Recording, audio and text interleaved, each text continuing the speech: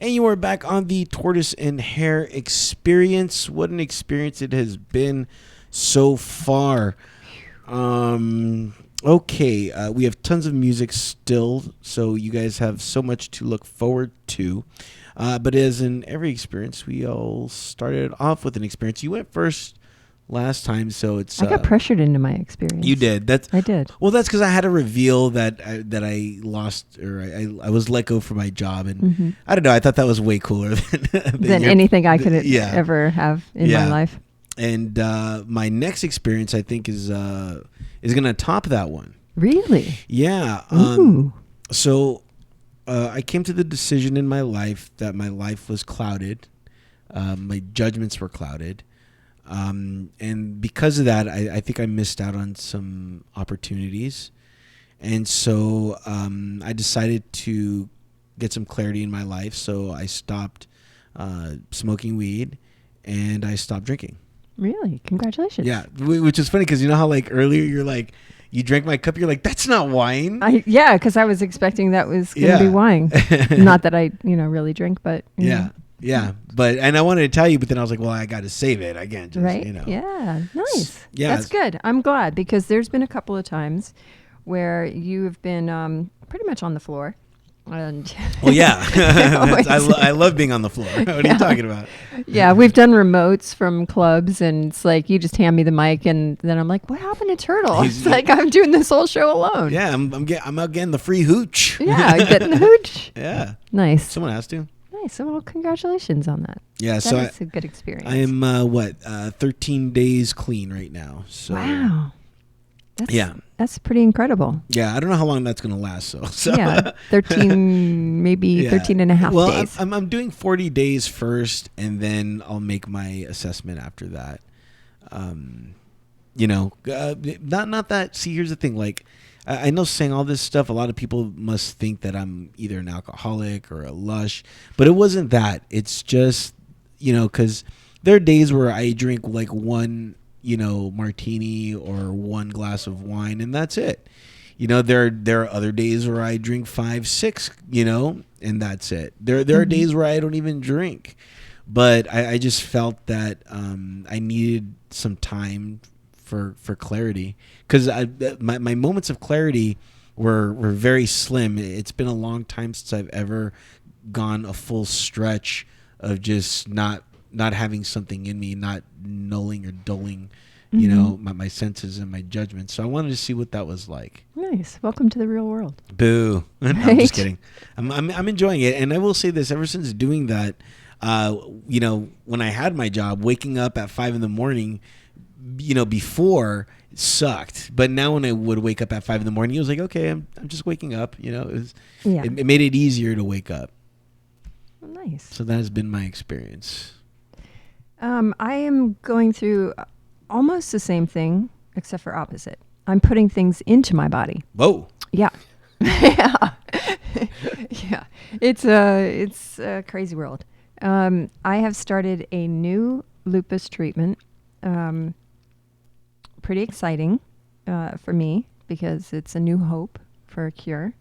And this doctor out of Florida, Dr. Charles Lerner, contacted me through one of my guys that run my fan club, Stephen Chang, and said, I have something that might change your life. And I went, yeah, that's what everybody says.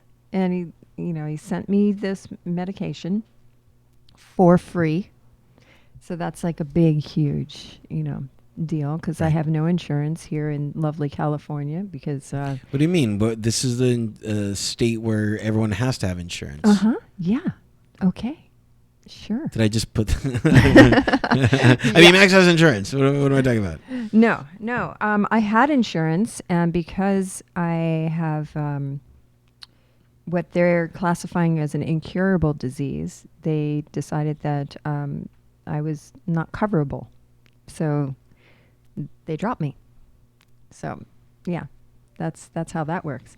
So this is like my new hope. I'm excited about it. It's been a rough, beginning of it, because it's almost like a chemo kind of thing, So it's killing things off and moving things around and frightening.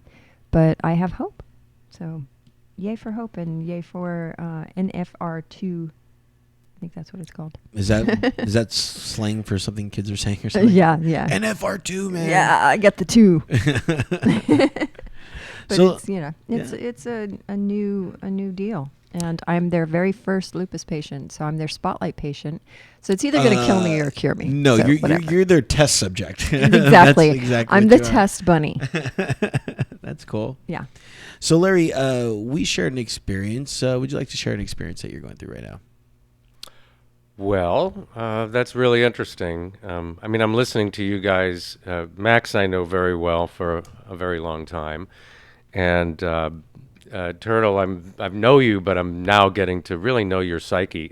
I don't know if this is a radio show or That's why we have a your couch. therapy session, but it's, it's going well. And it was really interesting listening to you guys and Pearl because it's a really tough thing to do a radio interview or any interview and listen to someone else's interview because all you want to do is like join their conversation and answer their questions, but then all of a sudden you get up there yourself and you've forgotten everything that was said, so you go, okay, well now I'm just gonna deal with whatever is asked of me and so forth. So I find this a really interesting process because if I had come later and I just showed up just for me, I would have missed a really good interview, which it was.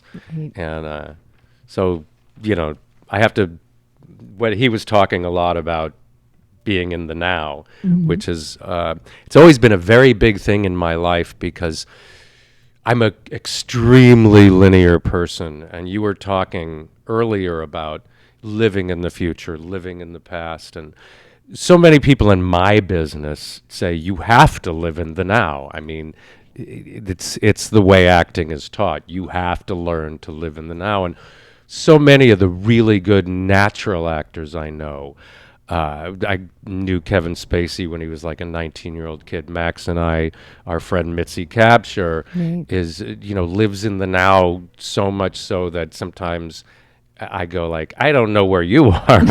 I'm on this linear train to whatever I have to do at the end of the day. But I had to learn to live in the now when I act. But in my life, I still kind of believe I want to live wherever it's least depressing. If the past is least depressing than the present, I live in the past. If the future is least depressing than the past and the now, I'll live in the future. So that's my answer to Nice. to that. Well, it's funny because we're actors and we have to take from the past and even a little bit of the future in our acting, because that's how you do the process. And without that, you can't draw upon anything. So it's the emotions that, we take from and experience and, draw them into our production, into our now, Right, into our wherever they performance. come from. Right. I think Clark Gable said when he acted, he wanted to be everything he ever was, everything he is, and everything he hopes to be. So that's kind of what you just said. They say live in the now, which you kind of have to while, right in the moment when you're either filming or on stage or whatever. But yeah, there is an element of past and future that you have to let flow in as well, to round you out. My best acting teacher, Milton Casellas, who's no longer with us, but he once said in class to a student who said, I've got all these thoughts running around in my head, and I'm trying to think the thoughts of the character and whatever. And he goes, what thoughts are like the wrong thoughts to think? And Milton said, the only thought that is the wrong thought to think is, why am I thinking that thought? Wow. So in other words, think whatever you're thinking. Be wherever you are. Just be comfortable with it, and you'll be in the right place. The only problem is questioning it, Right. basically. Mind blown. Mind. I think got- therefore I am. Yeah, I got nothing. I grew up in the 60s. Blowing my mind, man. By the way, our guest is Larry Thomas, which you can find at realsoupnazi.com. You do have a book out, Confessions of a Soup Nazi, an adventure in acting and cooking. Exciting. There it is right there. Is this your first book that you've written? It is the first book I've finished. Oh, wow. Okay. That's a good. I actually, before I started acting, I was majoring in journalism. I was actually going to be a news reporter. And then I met a girl that was majoring in theater, and I was trying to get Damn a date. girls. And, I figured I'd take a few theater classes. I'd never done any theater or anything, but I figured, it might get me a date with her. And then I kind of, they forced me to get up and read Shakespeare and stuff like that I had never done. And I found it really exciting, and just decided I think I'd rather do this. And that in and of itself was a very long and drawn out journey and struggle. But through the years I have written, we used to do showcases back in the 80s where we'd have to write 3-minute scenes and perform them for a casting director. And so I'd write scenes, and I wrote a screenplay once. I wrote a play once, just because a bunch of my friends were complaining that we weren't getting cast in anything around town. So I just wrote a play for us, and we produced that. It was called I Gave at the Office. And so, I've written a few things, a couple of teleplays, a couple of pilots, but my attempts at writing like an actual book have always seemed to fail about page 85 or so. Just make them 85 pages. Yeah. Like, That's okay, it. Well, I'm about to finish. Okay, now let's just, tie it People all do up. right. Well, what I found out with this book was when I hit page 85 in Microsoft Word in a book form, I'm probably really on about page 150. So I got to go back to that last one from a few years ago. I could publish it right now with no ending. But this book was an interesting experience because of the whole soup Nazi thing and the fact that it was based on a real character. There's that vanishing line of reality that TV watchers seem to have. And I experienced it when I started to do a lot of personal appearances and autograph shows. I mean, Max knows this really well because we used to sit together at tables, and she always heard the crazy questions people would ask me and say things like, well, I went to your restaurant in New York, but it was closed for the summer. And I'd go, no, not I don't have a restaurant. But I heard you had, I spent so many years fielding this, like what's real and what's not real. It kind of became a personal joke that I should write a cookbook. But the fact Now was, you're just blurring the lines now. Yeah. Seriously. Totally. And well, the fact is that I have cooked all my life. I had to. My mother never learned how to cook, so I've always cooked.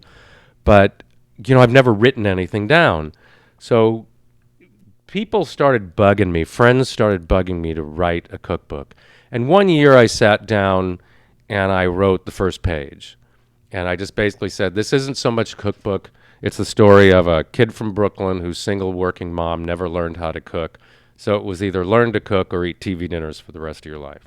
And then that page sat there for a year. And then a year later, someone said something like, how's the book coming along? I went, slow, really, really slow. But I sat down and I wrote another couple of pages. And I have this friend of mine in Pittsburgh, Linda Schneider, who promised me if I ever did write the book, she'd help me publish it.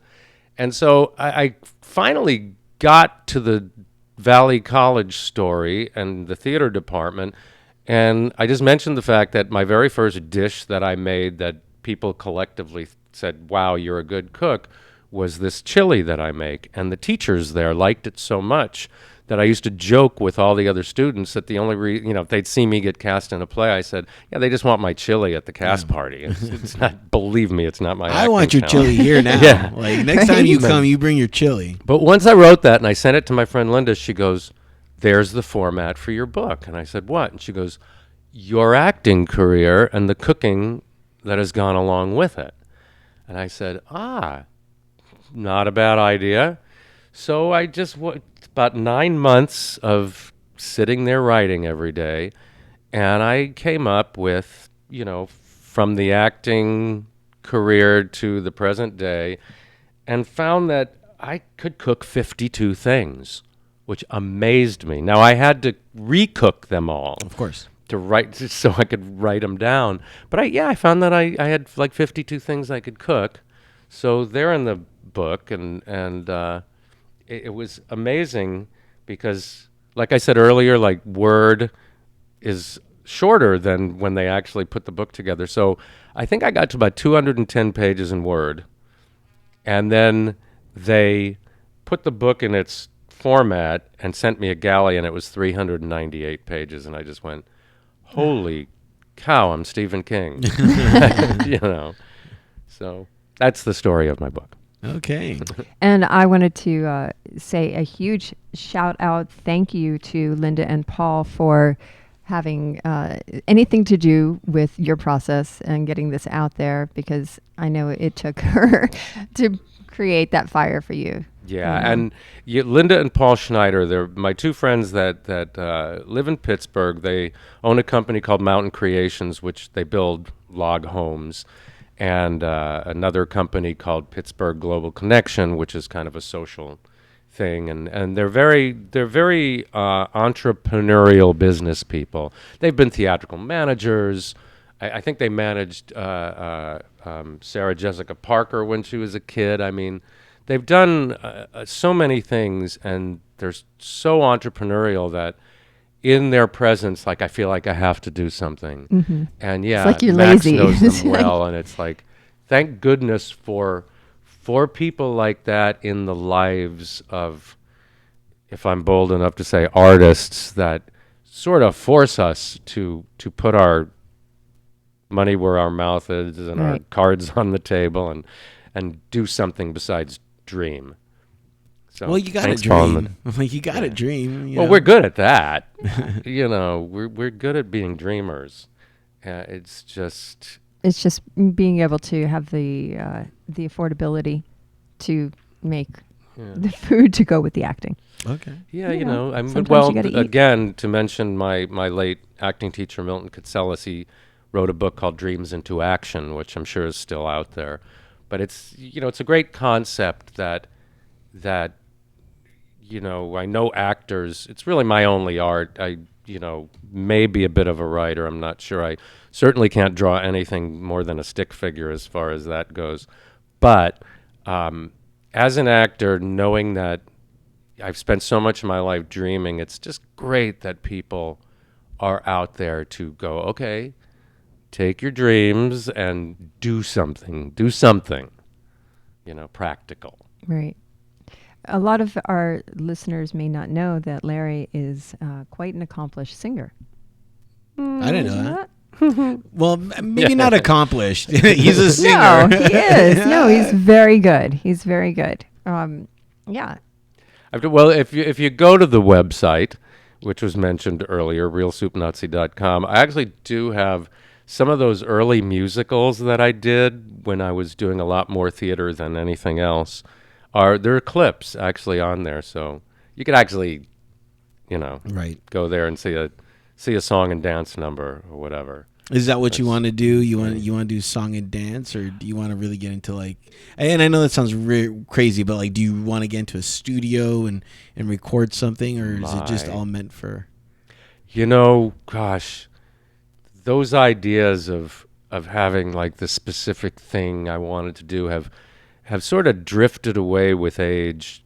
I always say, like, if age does anything, it diminishes that line in the sand that you drew when you were young and angry and whatever. And I think when I first started acting, I definitely wanted to be Gene Kelly and Fred Astaire. Definitely, I wanted to sing and dance. And then through the years, I studied acting so intricately and had to, because I sort of lacked the ability to be a really good actor early on. And I studied it really intricately. And then I just thought, if I could ever do anything like Rick in Casablanca, I would be a happy man. And so, there's so many things you want to do, and of course, I've appreciated music so much in my life, and I love the great vocalists of the American Standard era. I love the Beatles. I grew up as a complete Beatle fanatic, and all the rock and roll of the era I grew up in. But really, yeah, I wouldn't mind singing some songs and see where my acting and the singing. It's like Frank Sinatra. I always say the great gift of Frank Sinatra was that, being the actor he was, he always instinctively became the guy in the song. Mm-hmm. So for an actor listening to Frank Sinatra, there's that little lesson in there, because you get a little acting lesson when you hear him sing a song or watch him sing a song. So I'd like to see where that might turn out. But at this point, I swear I would love to do whatever comes along and just do the best I can. I'm starving, man. You're the tortoise. That sounds more like Bugs Bunny. Yeah. That's more of a bunny. We have Larry Thomas with us. We're talking about Confessions of a Soup Nazi, an adventure in acting and cooking, a book that is out now. If you want to purchase it, log on to realsoupnazi.com. And while I was in the bathroom, running out and running to the green room for some chips, we had a question. Right? We had a question by one of the members in our studio audience. So go ahead, man. The lovely Alex Cluff. Cluff. Which question that was? The popularity of the episode? Or you were talking about the moment, really. Oh, yes.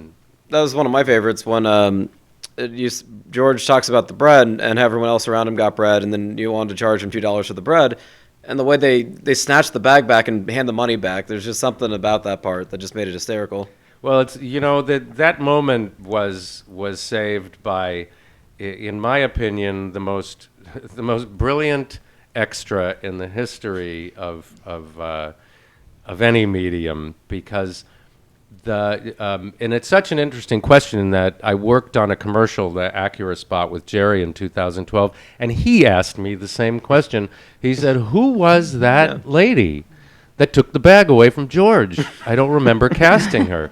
And I said, because How did she get on the set? Yeah, I go, "You didn't cast her. She was an extra, and she wasn't supposed to be there. She was supposed to be in the Monk's Diner scenes."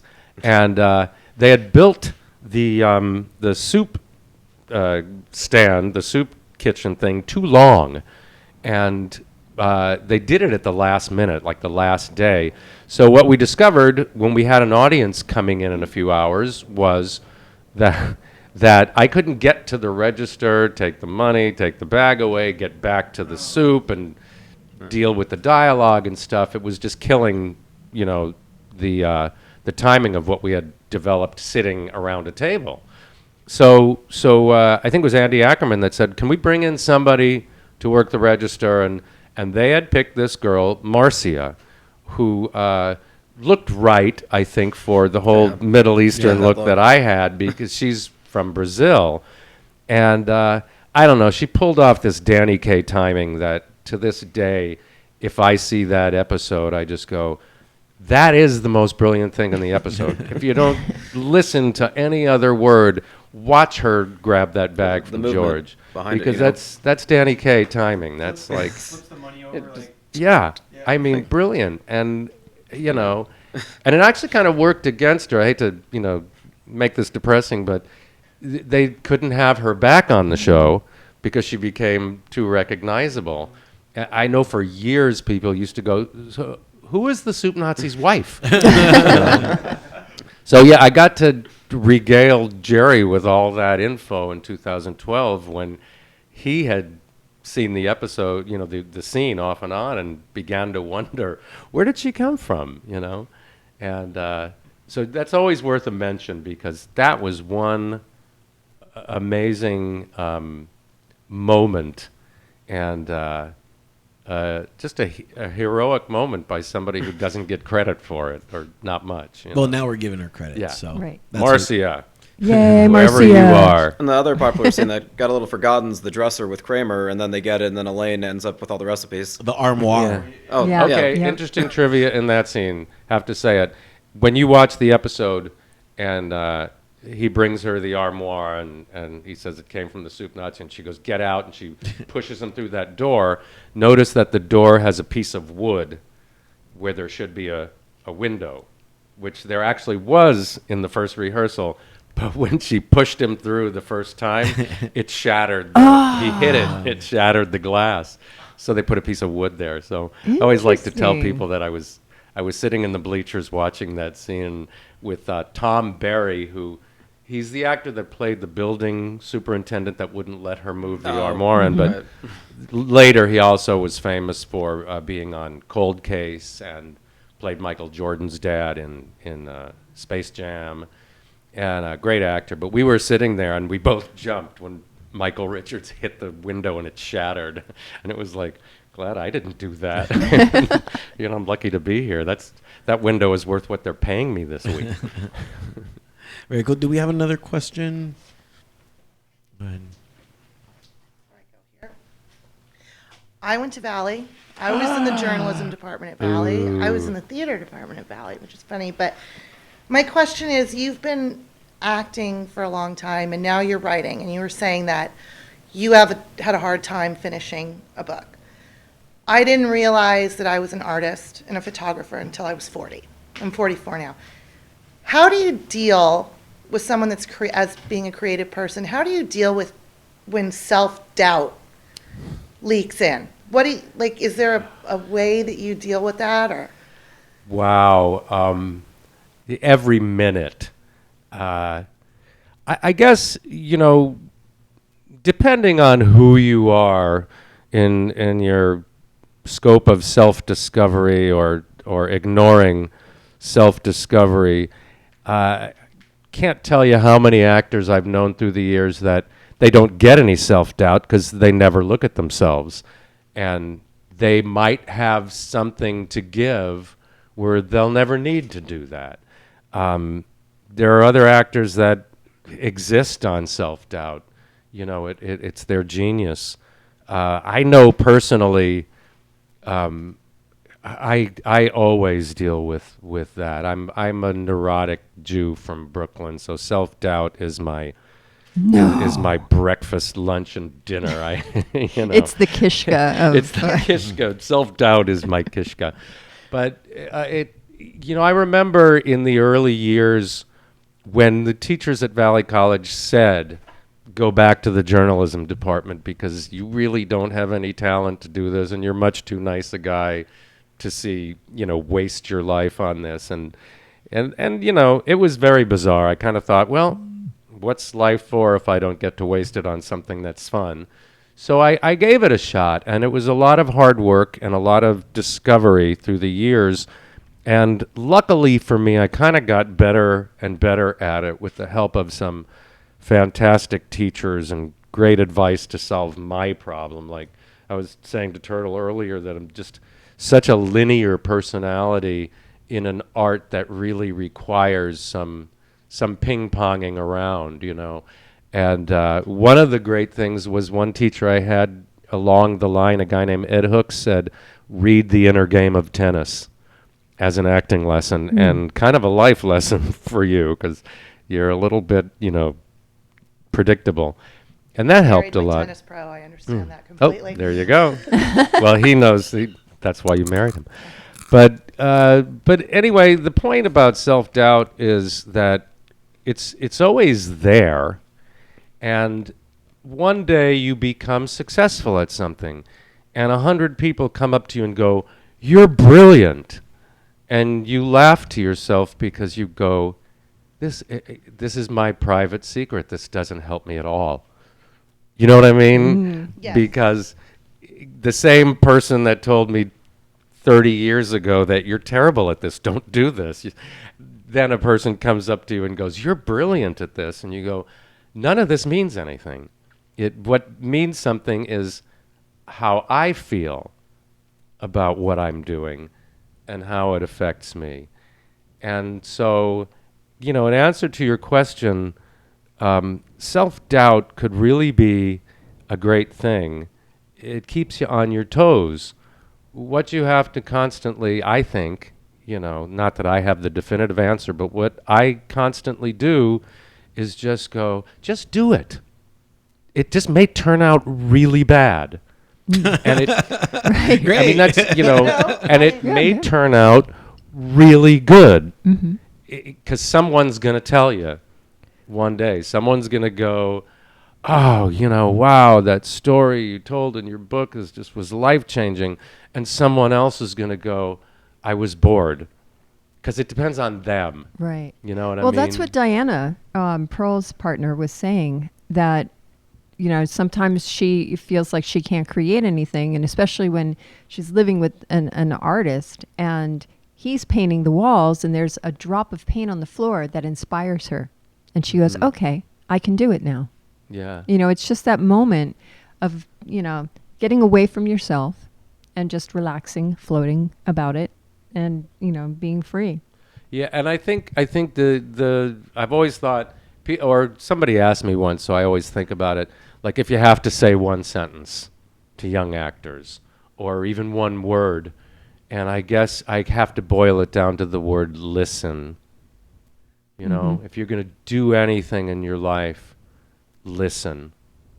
I think the most tragic people that I've met in my life are people that don't listen, and they don't take anything in, and they live a life of sort of living on a train to just, I got to do this, I got to do this, I got to do this, and all the gold is in listening. So, Wait, what were you saying? I wasn't listening. Sorry.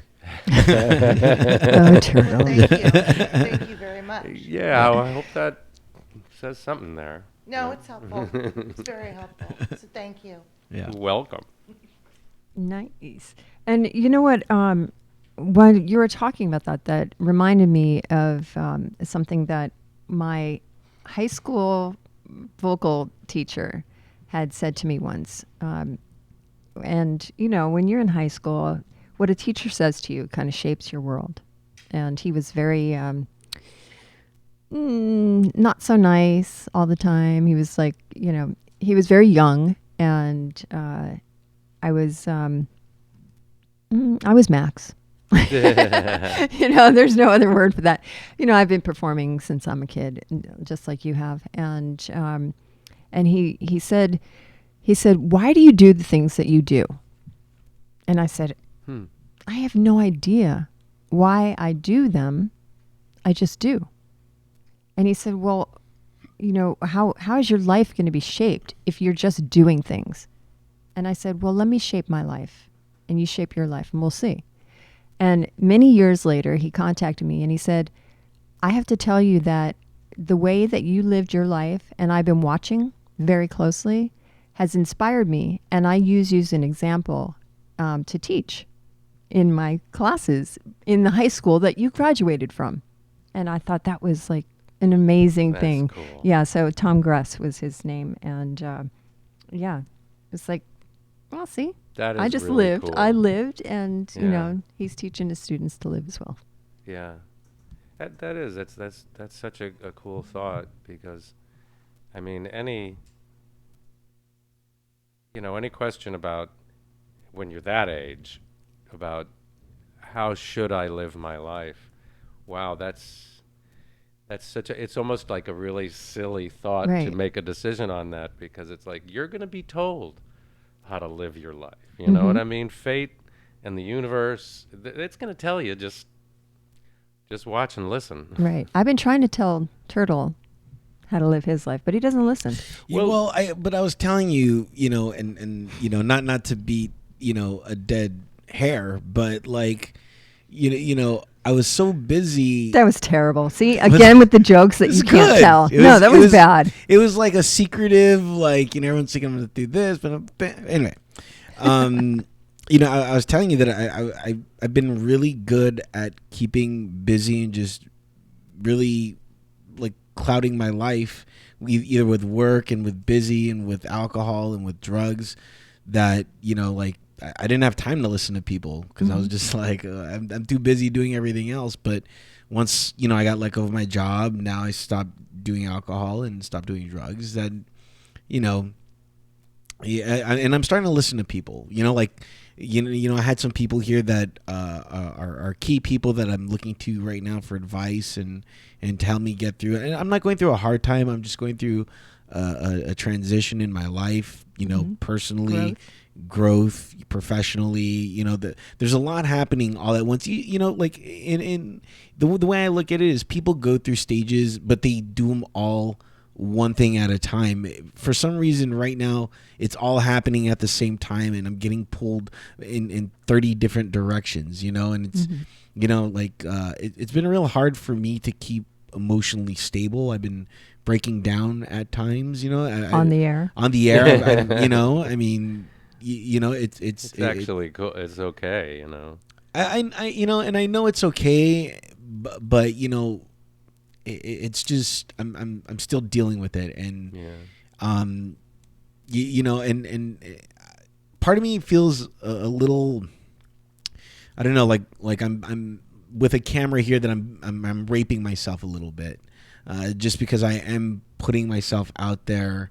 I am breaking down on camera, and these moments, I feel are very private moments, and there are times where I don't want this camera here, and this is why I kind of have the camera kind of hidden from us, and why, because I don't want to know that it's there. So, because I just feel like I'm raping myself with what I'm doing, but I know that what I'm doing is not only for me, but it's for everyone else, because there may be somebody going through what I'm going through at this moment. There may be not. I don't know. The Fraser Crane of this show. But, you said something earlier when you guys were interviewing Pearl about, what was it, the expression, rebooting the franchise? Yeah. And a thought hit me, and I don't know if it's a helpful thought, because it's just what my life is doing right now. The universe is rebooting my franchise like every morning lately, and I have to just keep going. Okay, just bounce back, bounce back, and I am beginning to believe more and more in the universe as an entity, or I mean, you could call. I mean, I've just never been religious, but right. You could call it God. I have no real aversion to using the term God. I think most Jewish guys like to hear "Oh God, oh God" once in a while. We don't get to very often, but really, like, That's how to tell a joke.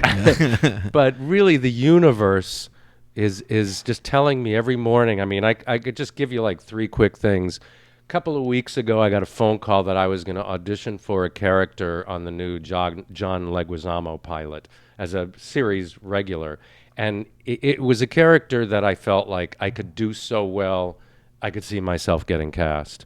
And a TV series with John Leguizamo, shot in New York. I mean, I couldn't imagine anything more fun, And it was an Indian character, so I started to work, make sure Right. my Indian accent was good, and give me my money, you. And and I went, okay, I got that down, I can do that. And then the next day, the audition got canceled because they're changing the script or whatever. And then someone offered me a trip to Israel, and for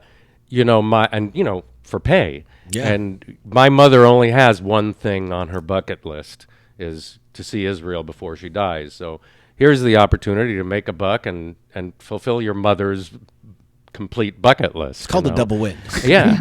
And then somebody else offered me a contract to do a series of appearances for possibly over a 3-year period that's guaranteed. So, like, I don't have to wait month to month to see if somebody offers me an appearance or whatever. So, in three things, a TV pilot, steady work for 3 years, which is something I haven't known in at least 12 years, and, fulfilling your mother's bucket list. And then everything died down for a couple of weeks, and I didn't hear from anybody. And all my friends are going like, so do you hear anything from Israel? And what about the Suitman people and that contract? And what about, and I'm just going, I'm not hearing anything. Okay. Yeah. I sat and watched TV last night and the night before that and the night before that. And I don't know. I don't know what's going on. And then yesterday morning, both the Israel people and the Suitman people with the contract both emailed me. I mean, they were the two emails I had that morning saying, okay, let's get going. And so I like the one contract that I've been working on now since like late October. So I signed it and sent it back to them as this corporation that I created for them. And I sent it back to them. And then I got an email from this lawyer who created the corporation for me saying, I went ahead and dissolved your corporation because nothing was happening. And and I'm going, what? No, I just signed a contract as a corporation that doesn't exist. A contract I've been trying to sign for like 5 months. Or are you Enron or something? Oh, man. I mean, and so I just had to like sit back and go, okay, I can get that back. I could probably do that within the time frame that I need to. But I just got to go, roll with this because you keep getting teased with these things that are going to be great, and then they get yanked away, and you have to like recreate them and move with them. And it's so, I feel like the universe or God is just going, keep on your toes because I'm just going to start throwing things at you so quickly that you don't have time to settle in and decide what you need to do. And so... Or maybe it's just you need to decide quickly. Well, but, so I'm just trying to just bounce back and forth with all this stuff and see at the end of the week what I'm going to have, what's going to be there. So it's, I think my franchise is getting rebooted every day. Cool. Who am I today? Who knows? What am I today? You know what? You should do what I'm doing. And I said this earlier is that right now I'm keeping a journal of every day. So and I started when I started not drinking. I started just writing. Because you remembered stuff. Yeah, because people are like, dude, you need to write down, during this moment of clarity, what's going on in your head, and maybe that's what you need to do too. You just need to just write it down, and it's helping me a lot. I'm curious. I mean, I'm only on like day 13, and already I've had a lot already happen to me. So I'm very curious at day 40. How this. I feel like right now this is the novel of my life, and already I have the main character already kind of. In the third act, and the fourth act is just about to come around. Well, and it's great what you're doing, writing a journal. I found out when writing the book and trying to recount everything that has happened in my career over when I got into like the last 5 years or so, I realized that, God, I remember just about every detail of all this craziness that's happened. So I was able to write it down, but. It is great to write that stuff down because when I started writing it down, it does something for you. It makes you feel like, wow, I've been through a lot of stuff. And it does give you a kind of a feeling about your life, like, you think you're not doing anything, and then you start to write it down and you go, like, I've done a lot. Right. That's what scares if we me. need to be proud of ourselves. It scares me a little bit. I've been approached quite a few times to write my story, and first off, I don't know if I can give all the names. Name names. Yeah, there's stories upon stories, and Well, you do have a lot because we've known each other. You've been a lot, like the Dr. Seuss book. Oh, the places you've been. But maybe just leave the names out because I don't know. I don't know. or be like the Coen brothers and write metaphors. You know what I mean? Yeah. There's always specific things they're writing about, but they couch it in metaphors that, so You do. You have. Yeah, You know, I'm a movie of the week. you know, pretty much. we have mutual acquaintances that go back to us being kids. Oh, cool. So, Cool.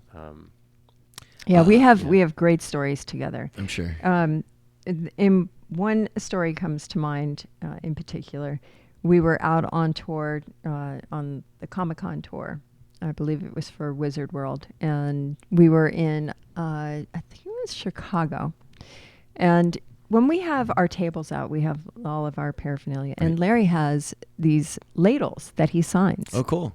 And we had scoured the city for ladles. We went to Oh, every you mean they're like, not like official Soup Nazi ladles? They're just random They're ladles. just Yeah. ladles. They're just Oh, man. ladles, and They're I sign just them. ladles. You Yeah. need to go into the business of official Soup Nazi ladles. Yeah. You know. Yeah, absolutely. That now Like- that's a Would be a good corporation. You know, yeah, because with the now brand on it and the whole deal. you're exactly. It's true. Yeah, with your little face, it would be perfect. No, or just a ladle, like in the inscription on the thing, just says like "Yes, soup for you." You Yeah. know what I mean? Right. Something completely opposite. You know. But the funny thing about this particular moment in our journey on the road was that everybody has a lot of stuff out there, and there's memorabilia, and there's cartoon stuff, and photos, and all sorts of stuff.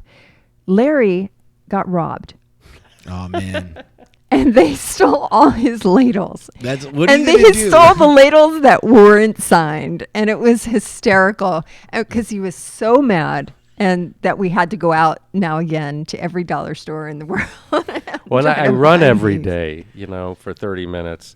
And so that morning, my run was, I had to run all around downtown, I think it was Philly. I think it And I was Philly. running all around downtown Philly, scoping out dollar stores, for ladles. Right. And I went, okay, there's one. They were all closed because it was early, and I thought, so I got to come back after they open. And I said to Max, man the table. I got to run to all these dollar stores and see how many ladles I could collect. Right. So It yeah, was, that it was so hysterical. funny. And then later that night, we were dressed as Robin, or Little Red Riding wolf. Hood, and the wolf, and going through the streets. I'm in like thigh-high boots and a cape and a bustier, and he's in. It was so funny. He's got the ears. dressed in black with the ears and Yeah. the wolf's nose. It People was are so like, funny. "Don't wait, what?" Well, because they said there was going to be a big costume night Right. at this particular pub. And when we got there, only about a third of the people were actually in costume. So here's, all these other actors, Bruce Campbell and stuff looking at me like, what's up, dude? Yeah, what's wrong with you? The nose and the ears. And I'm going like, I thought it was a costume ball. And it was funny. It was great We're- fun. Now, Larry, one last question or two. I'm just curious, and this is just me, I guess. You've been on, the Tortoise the Hare Experience now, and you've been on the Enter the Shell show, two very different shows that are all on the Enter the Shell podcast network. I was just wondering about your take on the two different elements that we've created here. Well, I've been on a lot of different kind of interview situations, early morning TV, news shows like this, and phone interviews with magazines and newspapers. And I always say, the interview depends on the first question. If the first question's a dud, you might have a lot of time on your hands. If the first question's good, you're going to have a great interview. And I've got to say, you asked the right first question. And since I just sat in on another interview you guys did, you did that time too. So I think you guys just really have something here. I mean, you've got chemistry as a team, and the format's really fun. That's a virus. It's not chemistry; it's a virus. We're looking. Well, you had the cure on earlier. That's right. We got jokes today. I like it. Gotcha. But I like it. I like the format, and I just, me personally, I love you, Turtle, introducing your whole therapeutic journey into this because, like I said, I'm a neurotic Jew from Brooklyn, and there's nothing more to get me talking than someone talking about their own neurosis. It's like all we need is Woody Allen, and we're Right. off and running. Cool. He's going to be on our next show. Max, get on that immediately. Right away. Thank you. Our guest has been Larry Thomas, which you can find at realsoupnazi.com. And I also have links to your Twitter and your Facebook. All that is going to be on the show notes.